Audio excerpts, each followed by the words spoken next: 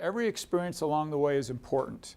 You're going to see that the very first job I had probably trained me as for much about being a mayor as anything else along the way. And so everything that you're doing, every class that you take, every summer job that you have, for me, has been a culmination of experiences that have helped me. The other thing is opportunities will come. Rarely will they come as quickly as you would like them to, but they will come. It's really fun to watch people that I grew up with who sometimes waited a decade, 2 decades. I met somebody the other night who'd waited 3 decades for kind of their ship to come along, and it came along and they were ready and prepared and have done very well with it. Do all you can to prepare and then be prepared for not being prepared. Almost every opportunity I've had in my life, I was underprepared for, meaning they asked me to do something beyond what I had be prepared for. But it took preparing to be ready to not be prepared. So we'll talk about that, if that makes any sense at all. Return a call. I took a real estate class once. I have my real estate license. The gentleman teaching the class stood up and he said, I can guarantee how to tell you to be among the most successful agents that we have anywhere in the system. And so everybody was waiting for this advice, and this advice was simply return a call. You'll be amazed how that actually separates you from everybody else, and return every call that's given to you. My number's on the city website. I return every call that I get, and I think that pays huge dividends. Tell the truth, tell it all, and tell it fast. That is, how many of you want to be elected officials? Okay, keep your arm up.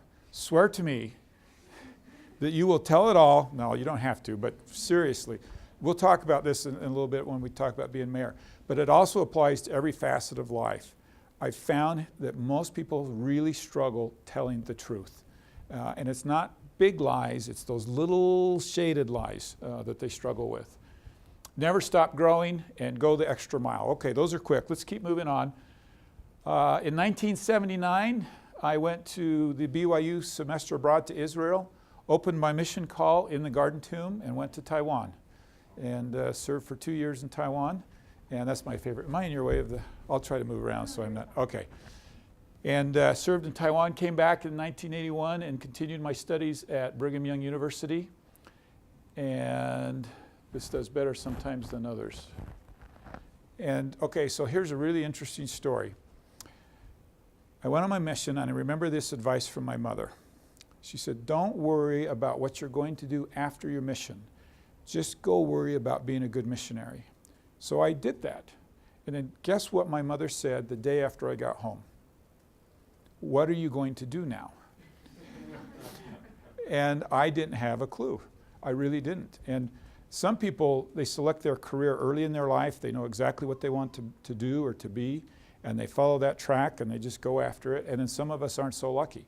And that's how I was. My wife's a physical therapist. She knew she wanted to be a physical therapist in high school. She set her goals for that. She lined those up and she did it. And she became a physical therapist. And I came home and I didn't really know what I wanted to do. But let me tell you a quick story here, because this is one of those, there's probably 2 or 3 pivotal points in my career that set me on a course. So I came home from my mission. I was 21 years old. I had received a phone call from a distant uncle. And he said, I have an opportunity for you, a financial opportunity. Will you come to my home and hear about it? Now, does that raise a red flag for anybody? So how many of you would have gone to that home?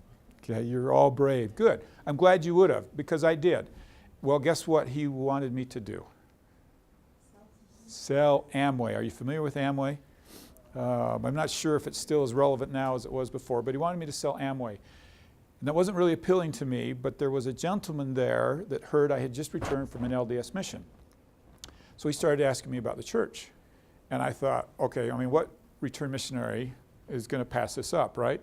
And my whole mission, speaking Chinese, I always felt at a disadvantage. And I asked myself, my whole mission, what would this be like to actually teach the gospel in English? And so here was somebody speaking to me in English, and I thought, this is so great. So I started talking to him about the church, and we set up an appointment. I went to his house, and I taught him the first discussion in English. And then I walked out of his house and I said, now, I know we didn't do this in Taiwan, but aren't you supposed to involve the ward and the neighbors? And so there's not too many neighborhoods you could do this in, but I was up in Sandy, Utah. I came out and I looked around his neighborhood and I picked a house out. I went over and I knocked on the door of that house and I said, I'm teaching your neighbor the gospel and I'd like you to help me. And so most of you don't remember that we have an elders quorum and a high priest quorum. They used to have a 70s quorum, and they were responsible for missionary work. And this door that I had knocked on was the president of the 70s quorum for that ward. And so he was very excited, and we started teaching this individual the discussions, and he was eventually baptized. And at the end of that, this president of the 70s quorum says, so tell me what you're doing and what do you want to do? And I told him about what I was studying. I had no idea what I wanted to do. And he said, well, come work for me. So he gave me a job. He worked for the Citizen Watch Company. And my job was to go around to jewelry stores up between Logan and down to Provo. And I would call on the jewelry stores and inventory them and see which watches they had sold and then order them more watches. And I'm telling you what, this was a cool job. This was like I'm 22 years old now, and I'm driving around in a big time job and thinking I'm pretty cool. I had a Volkswagen Bug, it was red, and life was good. And then he quit. And so the Citizen Watch Company came to me and said, would you like his job? And I said, no, I'm not really interested. I'm going to school. And so they passed on that. And then they came back to me a few months later and they said, no, we'd like you to interview for his job. So I went down to California, I interviewed for his job, and they gave it to me. So now I'm 22 years old, a full-time job, trying to finish school, and with a really cool job. It was 5 states, Utah, Colorado, Idaho, Wyoming, and Nevada. And I would drive around and rep the Citizen Watch line. Now, one of the reasons I've spent so much time on this story is because it then cast the die for my entire career. And it all pivoted on saying yes to an experience that maybe I would have said no to. And that's kind of why I think you need to be looking out and looking for opportunities and not discount anything, because you just don't know where it's going to go, right? And that's what happened to me. And the other thing is, this is where I say you kind of prepare, but as a 22-year-old, do you think I was prepared to be a territory representative for the Citizen Watch Company? Had no experience in sales or anything like that. And that's what I mean by I was prepared, but I was in no way prepared for the totality of that experience. Well, I accepted the job. My parents were just really worried because I was sure I would never graduate from college because I had this big time job. I actually earned as much that first year as I do now as mayor. Now, I don't know if that's a reflection on the pay as mayor or on how much I made, but it was actually quite lucrative. Sold the old Volkswagen, bought a Honda, sold the Honda, and bought a Mercedes-Benz. I used to love coming down to Provo, park in the Tanner parking lot over there and come in and attend my classes. And I did this, while I was a senior at BYU, I did that. I had my first baby. And let me back up to when I started this job, because I think this is another really interesting story. So as they hired me, they sent me down to Los Angeles for a sales meeting. 23 years old now, I think, right around 22, 23 years old. And we share a room with another salesperson that I've never met. So it's kind of awkward. First thing he says to me is, I snore.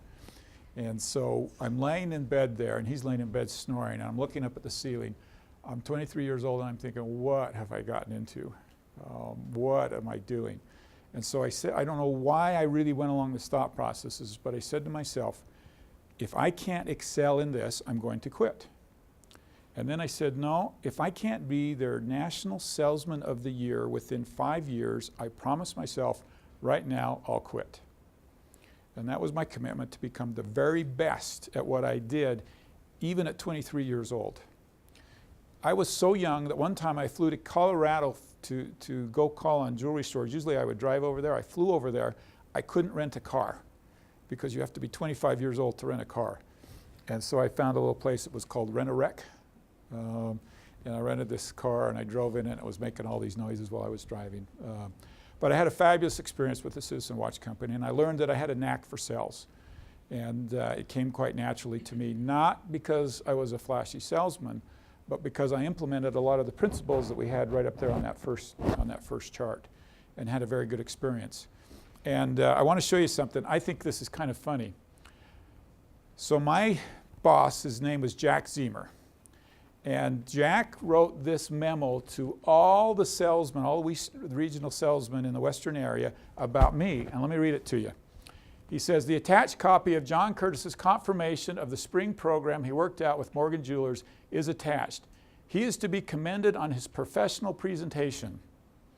We can see how he got the Rookie of the Year award at our recent sales meeting, which after my first year, they gave me the Rookie of the Year award. And now this is why this is so funny. So what presentation do you imagine I put together that was so fabulous that he wanted to attach it and send it out to everybody else in the company?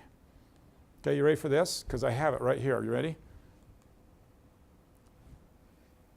Pretty cool, isn't it? So think about this for a minute.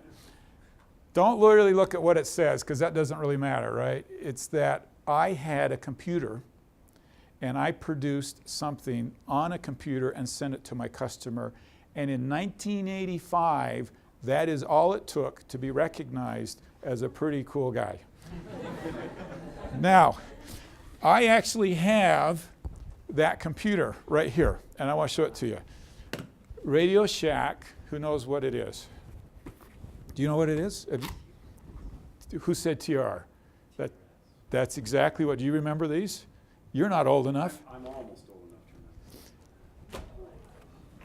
That is what I produced this beautiful piece of artwork on, and my printer was, it was what they used, a really dot matrix printer. It was this big, and by dot matrix, it had 4 little cartridges, and they would go like this on the paper to produce the 4 different colors. And then I cut and pasted that on an 8.5, 11 sheet piece of paper. And then my parents had a Mac, and at the time, this is 1985, so I went up to their home, and this was a kind of a cut and paste. There was no such thing as clip art. And so I actually designed that watch band and drew the watch band and put that on there. And that was so significant that it was worth a shout out to the entire company. This right here has 64K of memory. It runs on 4 AA batteries. True story. Isn't that amazing? And I would walk into the jewelry stores and I would pull this out and I'd put it on their counter and they would order anything I told them to because I had a computer. And I didn't dare take this to my BYU class. I would have been scorned at being like, you know, a nerd because of my laptop. So that's one of the first laptops right there.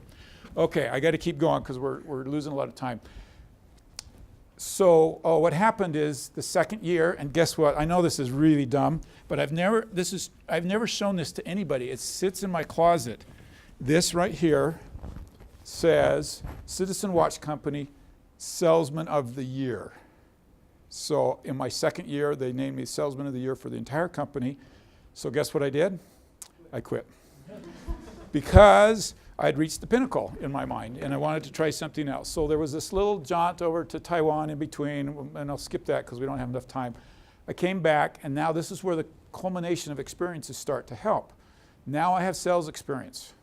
Now I've had a real-time job, and I was hired by the O.C. Tanner Company. I'm not sure if you're familiar with them. In my mind, one of the premier companies in the state of Utah to work for. Unbelievable leadership, unbelievable quality, unbelievable training. Just a fabulous experience. They hired me, this is their firm up in Salt Lake City, and sent me to Southern California in kind of an associate training role, and then sent me to Richmond, Virginia, where I spent 8 years as a territory manager for the for the O.C. Tanner Company. Fabulous experience. We lived out of state. I grew up in Salt Lake City, and I really recommend those of you from Utah, any opportunities you get to live outside of the state, it's just really worth it. Did okay there. This was sent to me by my boss at the time after I quit. They ranked every single region of the company by profitability, and I don't get to brag a lot about this. I didn't show, nobody else has really seen this either, but I had to show you guys. Look who's on top there, right there, top of the company, 28% profitability, the next closest was 21. It was a good experience, and I excelled. So what did I do? I quit. But I did do this 10 years. And it was the same thing. I kind of have a weird relationship with them because I love them. That company was like family to me, but they would not give me any opportunities beyond what I was doing. And I knew I wanted to do more, and I wanted to have more experiences. So I came back here to Provo. I had a very good friend and cousin who started a company called Action Target. and we build equipment for shooting ranges. And so this is what's interesting. Okay, I go from jewelry and watches and diamonds and gold to guns and bullets and shooting ranges. At the O.C. Tanner Company, we would go with my wife to company events, and they would give away rings and watches and diamonds and things. And the first event I took her to with Action Target, they were giving away guns. And so it was a little different environment. But here again, everything that I had learned and experienced before helped me. Now at this company, as one of the owners and one of the partners, I was able to use what I learned at the O.C. Tanner Company about management and how you manage people and how you divide up sales territories and hire salespeople and train and things like that, and apply it at this company. Now there was another pivotal moment at this company that I want to share with you, because it really changed who I am, particularly as it relates to my career.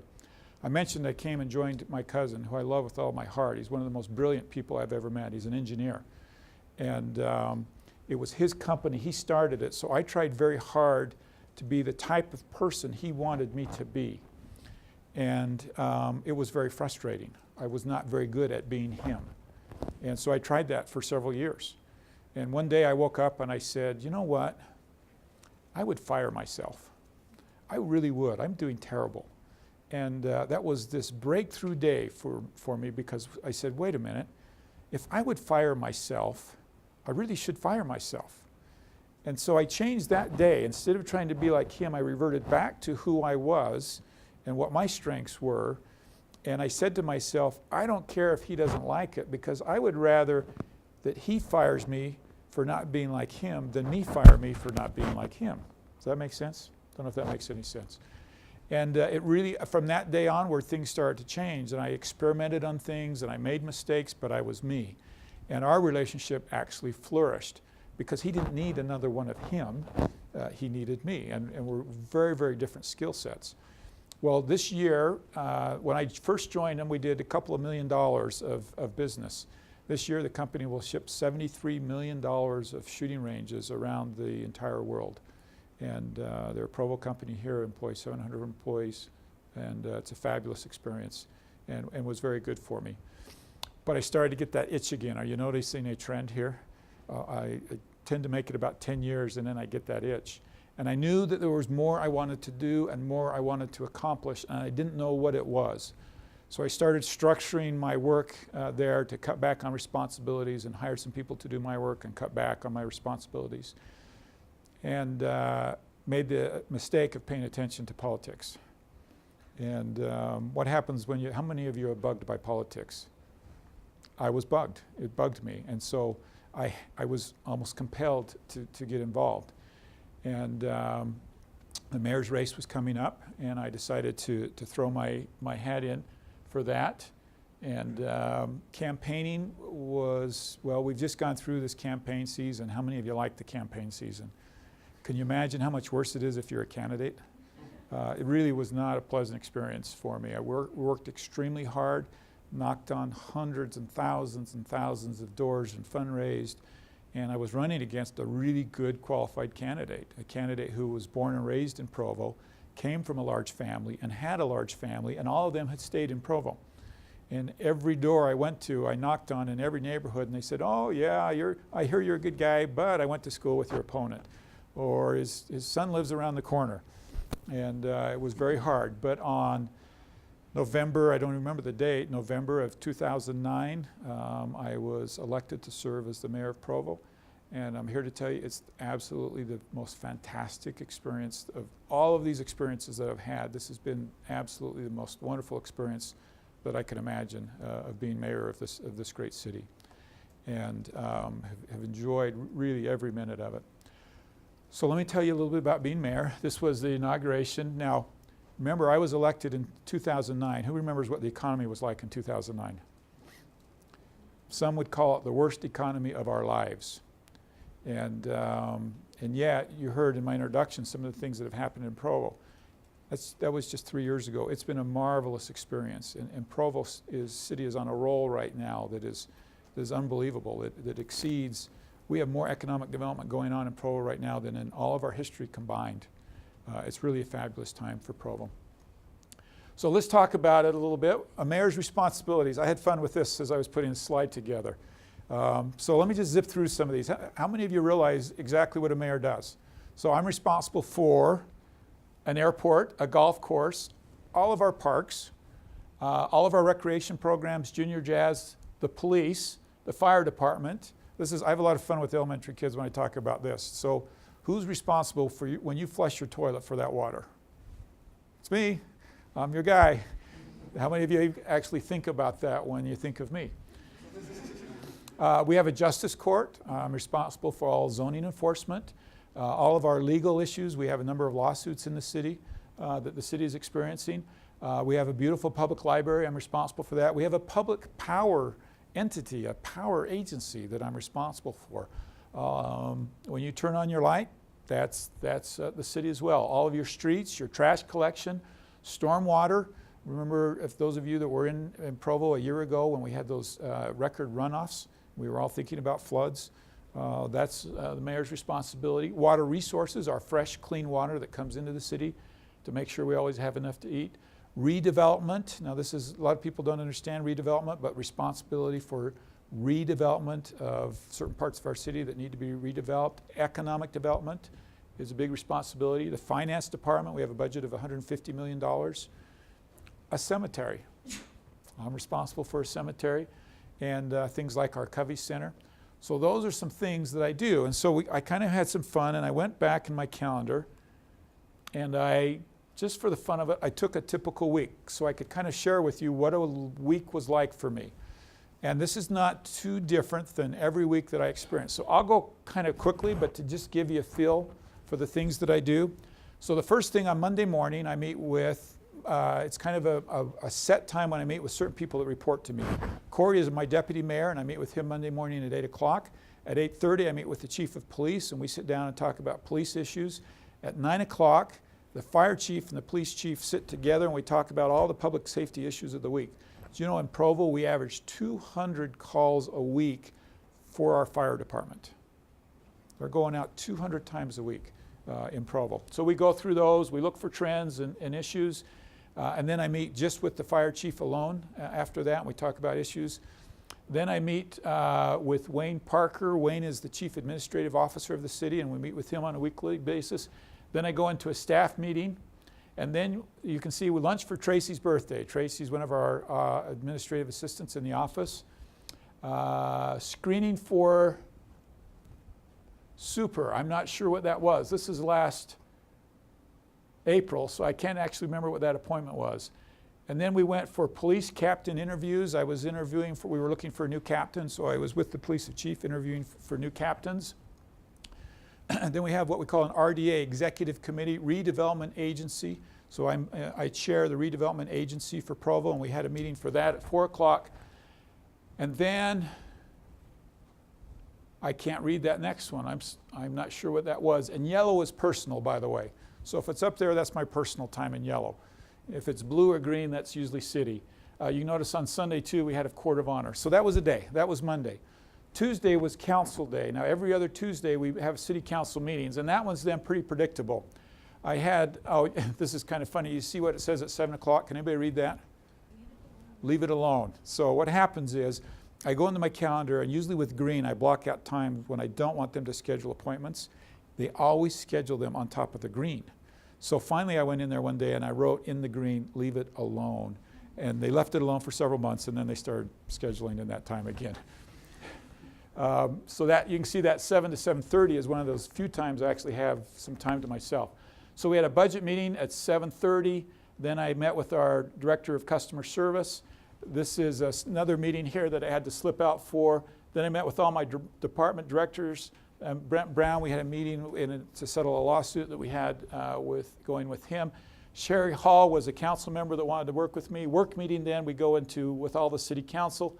Study meeting is another meeting with city council, and then we have council meeting. And council meetings, it says 7 to 9. It's not unusual for those council meetings to go till 11 o'clock. So there's 2 days. So you're getting a feel for what the mayor does. Let me just go one more day. We won't go through the whole thing.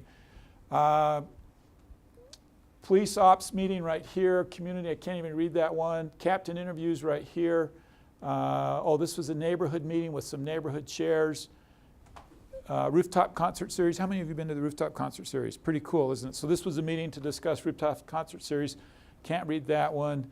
And UDOT, we had a meeting. We meet with UDOT once a month to talk about the state roads in Provo. And you can see, thus goes my day. And BYU Synthesis was a concert that I went to that night. Easter fundraiser, and on it goes. This right here on Thursday, Council of Governments is all the mayors that come together in the county. We meet once a month. I chair that. So does that give you a flavor for the week? You can see it's dominated by meetings. And that's what I have to fight. If I'm not careful, they will schedule me from 7 o'clock in the morning till 10 o'clock at night simply with meetings. And so I really try to push back against that. That's why I go into my calendar and block out certain areas with green so that I can have a chance to even think.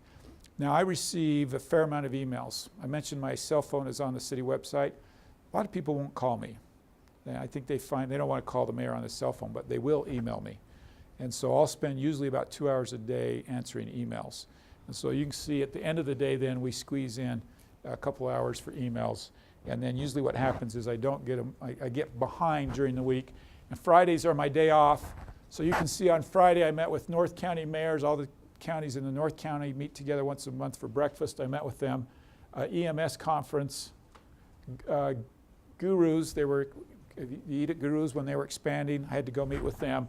And then I got office time, and that's when I go in and I get caught up and catch up on all the emails and things like that. So that's a week. And you can see Saturdays, there are typically things on Saturdays as well, different types of events. But that's day in my life. And I love it. It's fun. So most of what I do is good, but I just for the fun of it, I couldn't resist putting this in because this was an email I received. So dear intentionally omitted. Dear is intentionally omitted. So it's 15 minutes to 2 freaking a.m. I'm up writing because I can't sleep because it seems Provo City permitted the University Pipeline Construction Company to do pile driving at this ungodly hour. Just what is it that they're doing that they can't do when the sun's up? Jeez. And he goes on, and to make matters worse, you won't answer your phone, so how can we have a lovely chat about it? This is unacceptable. I live over half a mile away over the hill, and it's still keeping me awake through my double pane windows. I can just imagine the suffering of those who live closer. I campaign actively for your election. They love to say this. This is what people love to say. I was a supporter. I campaigned actively for your election. If this goes one more time, I will actively and vigorously campaign against your returning to office. This is unacceptable. This is unacceptable. This is unacceptable. P.S. caps indicate that I'm screaming my head off. So, it's part of the job, right? And now I don't know. In the back, can you click on the little icons there? I don't know if you can do it in the back. I don't know how to do it with this. Yeah, and hit play. We don't hear the sound. I'm not sure if you can hear the sound. Anyway, this was a phone call that came in at 2 o'clock at night.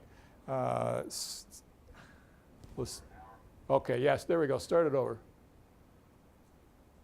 My name is Glenn Hart. It's 12:45 a.m. I've been listening to a barking dog for over an hour and a half. I've called your police department 3 times. They've lied to me about what they're doing about the dog. The dog is still barking. I am extremely put out about it. I'm extremely put out that you won't answer your phone so I can get you to do something about it. Okay, that's good. There's another one on the bottom, but we won't take time to listen to it that's similar. This guy on the bottom, that's this little icon, his son was flying back from someplace on Frontier Airlines plane flying into Provo. Frontier bumped and canceled the flight, so he called me to complain. Most of it is not like that at all. Most of it's just really good. Okay, how can you get involved in Provo? I don't know if you've seen this website. This is the best portal, the best gateway that we have to communicate with students. Students for Provo, with the letter 4, provo.org. It has all sorts of good information about it, getting involved in the city, understanding the city. Most students who want to get involved, the very best thing you can do is first understand how our government works, and it goes in and gives you some explanations and tells you how to get involved. And it's a website we just developed this year. We have a student intern that did this for us, did a fabulous job on it. And so if you'd like to learn a little bit about more about Provo, I'd suggest you take a look at that. So if I had to articulate for you probably the most moving experience I've had as mayor, it would be the Tabernacle fire. The most profound experience. The Tabernacle caught on fire early in the morning in December several years ago. I went down there and I saw this, and it was tragic. And as soon as the light came up, you saw grown men and women literally in tears, crying. And I don't know how many of you have a connection with that Tabernacle, but for those who did, this was an extreme loss. We mourned this building like it was a person. We actually had a memorial service for this building in our community.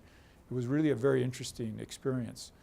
And then to watch and be closely associated with the church as they went through their analysis of what would happen with this building, and then announced that it was going to be a temple, and then we actually had the groundbreaking, really was a fabulous experience for me to be part of that whole thing.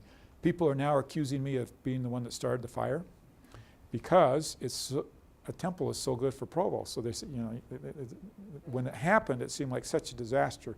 Now everybody's looking back on it and saying, wow, this is actually really a good thing. And we're all excited to see what will happen there with the Tabernacle.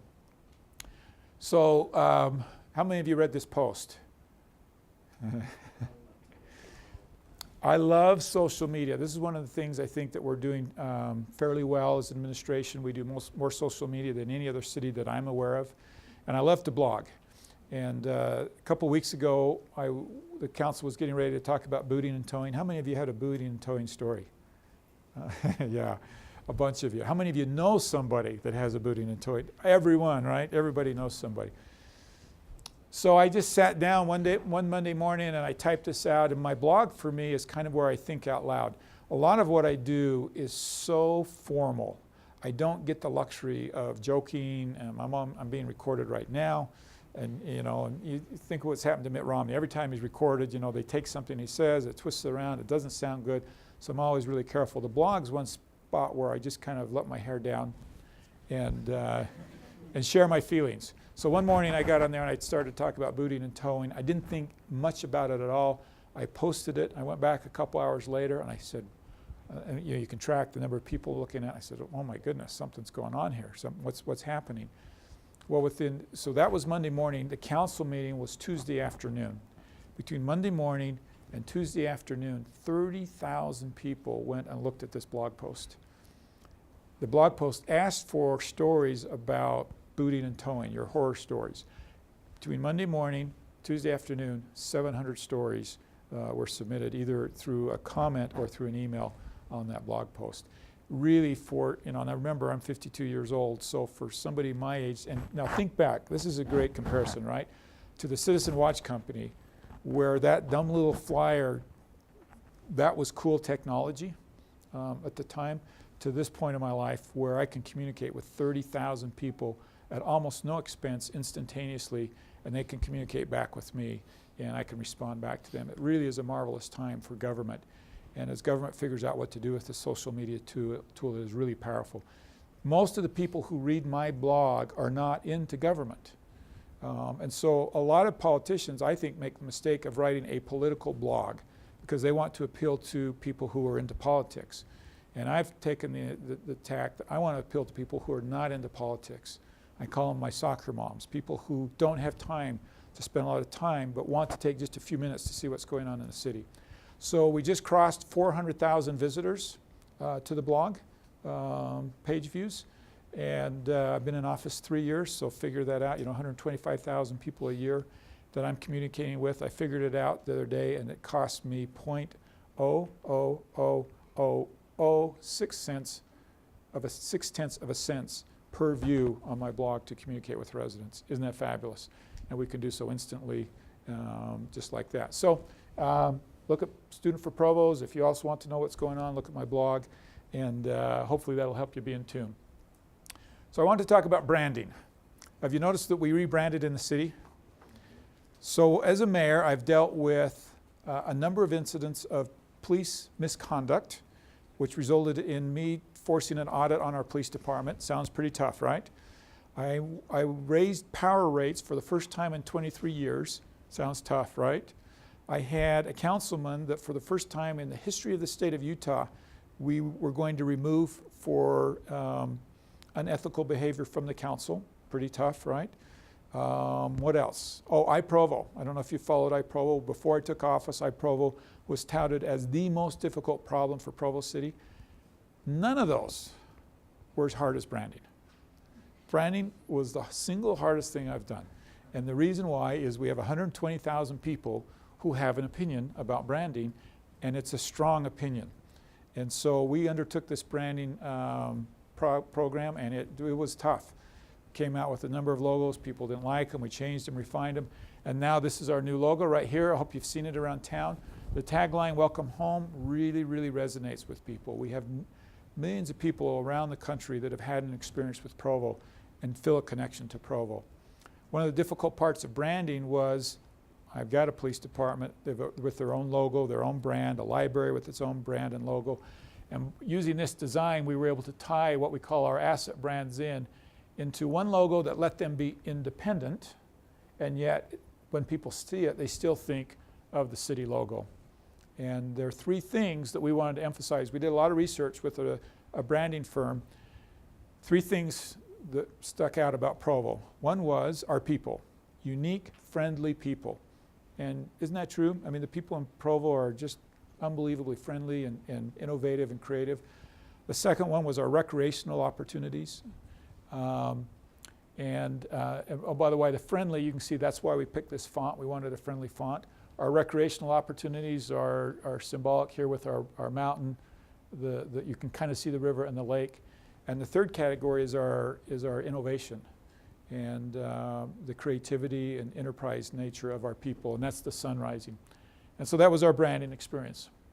Well, being mayor, and I'll try to just wrap this up in a minute to see if you have questions. I just took some highlights of being mayor that I threw up here on the screen to show you quickly. Being on national TV, I've got to tell you, is the only time I get nervous. People ask me if I get nervous, and the reason you get nervous is I do it over here at the BYU studio. They take you in and they sit you on a chair and they put you in front of a camera, and you don't get to see the person that's talking to you. And you have to wait for them for about 20 or 30 minutes. They want you all ready there. So for 20 or 30 minutes, you're staring at this TV, and you never see the person. You don't know what they're going to ask you, and you just get yourself all wound up. Okay, now how many millions of people are going to see this? My goal is always the same. Don't embarrass Provo, and don't embarrass my family. And if I can walk away saying I did those two things, I feel good about it. So that's been a highlight. That's the Freedom Festival, Alex Boe that I met there. This one is fun. This is testifying before Congress about, any guesses what I was testifying about? The Y on the mountain, and letting BYU buy that from the federal government. This right here is the Prime Minister of Palestine, Fayyad, and I had a chance, this is the mayor of Cincinnati and the mayor of Houston. I had a chance to go with them and visit him in Palestine, just really neat. That's the mayor of Jerusalem right there. And this was really interesting. We plan our cities and we plan different blocks and things. When we sat down with the mayor of Jerusalem, he wanted to talk about planning Jerusalem, a city thousands of years old, and he's still planning where parks go and where buildings go and things like that. It was really very interesting. 4th of July parade, and I had to put the Mitt Romney picture in. CNN. Oh, this is with the Utah Jazz, what do we call them? I don't know. And the Beach Boys. And that just gives you a little flavor. You know, I tell you I love my job and enjoy it. It's really packed with these types of opportunities and experiences, and it really is fun. So let me just come back to this. I don't want to spend too much time on it. We only have 5 minutes. I'm sorry it took so much time. There was a lot to share with you. Are there questions that you would like to ask me? Yes. Business management. Oh, you want them to? Okay, go ahead. She's going to hand you the microphone so that it's on the tape, right? Ask the question again. What did you major in? Business management. How did you like that? For me, it was the perfect degree because I didn't know what I wanted to do. I knew it was business related, but it was very good for me because it was so broad. You know, some fields you go into and you get that degree, it's really very narrow. I really needed a very broad degree because I didn't know what I wanted to do. Really? No questions? Yes. Did BYU get to buy the Y? It went through the House, and I don't believe it's been through the Senate yet. But I think it's kind of a slam dunk. I mean, here you got a federal asset that costs them money to maintain. BYU is willing to maintain it and pay them money to take it. So as a matter of fact, it was kind of interesting when I went back there. I had to sit and wait through all these people that were testifying before Congress. Every one of them wanted money. I was the only one coming to say, I'd like to give you some money. So hopefully it will go through.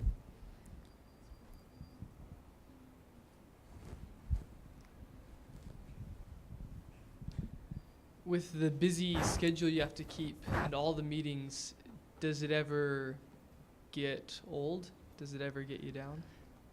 I would say it does not get old. Sometimes it's hard. Now this is interesting. The night before the Tabernacle fire, I came home and I told my wife, I've got to go off the grid. I'm tired. I've got to check out. So the next morning, early in the morning, there I am at the Tabernacle fire. And much of it is rejuvenating. Some of the experiences and being with people I really enjoy. But from time to time, and that's what I tell my secretaries, I'm going off the grid. And I just go, and they know, they don't call. The nice thing is there's very few places that if it's an emergency that they still can get me with my cell phone. But from time to time, you do just need to get away from it all. And what's interesting is sometimes you think you get away from it, and wherever you go, they have a complaint for you. So you think, well, I'd been better off to stay back in the city. But yeah, interesting.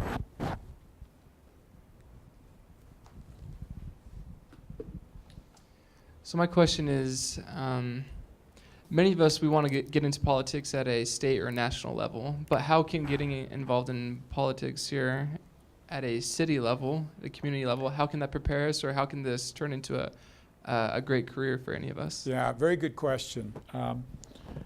I would highly recommend getting involved in the city level for a couple of reasons. One is it is the closest to the residents.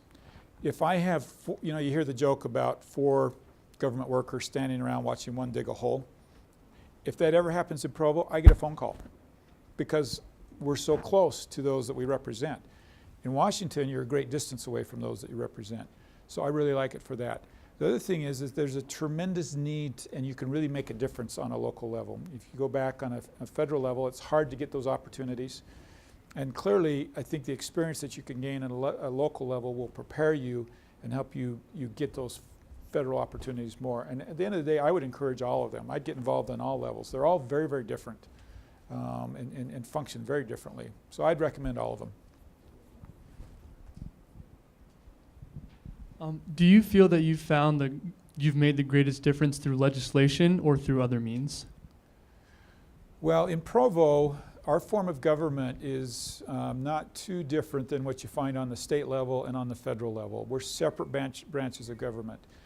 So I don't get to legislate. Now this towing is a good example where I can kind of push it and cheerlead for it and come up with ideas, but at the end of the day, I have to present it to the city council who has to approve it.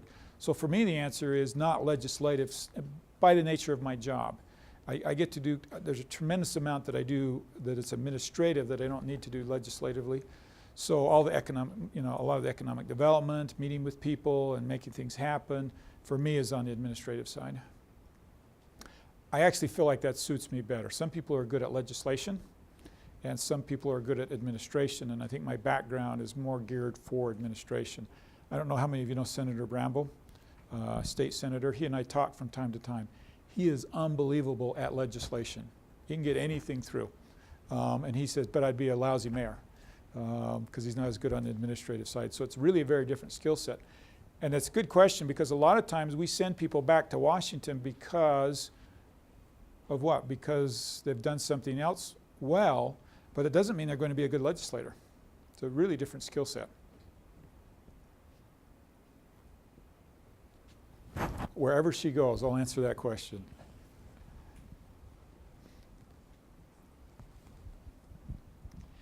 May I ask what sort of interface do you have with the state government or the national government?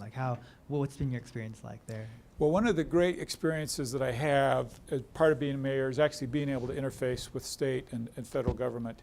And so I would say it's very strong. We work very well together. I spoke today with Becky Lockhart, the Speaker of the House.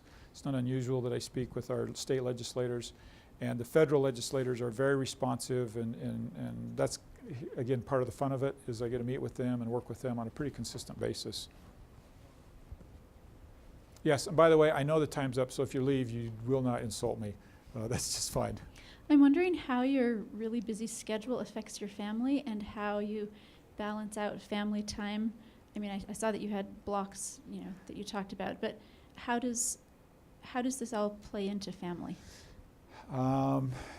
Throughout my career, I've put a lot into my career, and I'm blessed with a family situation that works. It wouldn't work for everybody.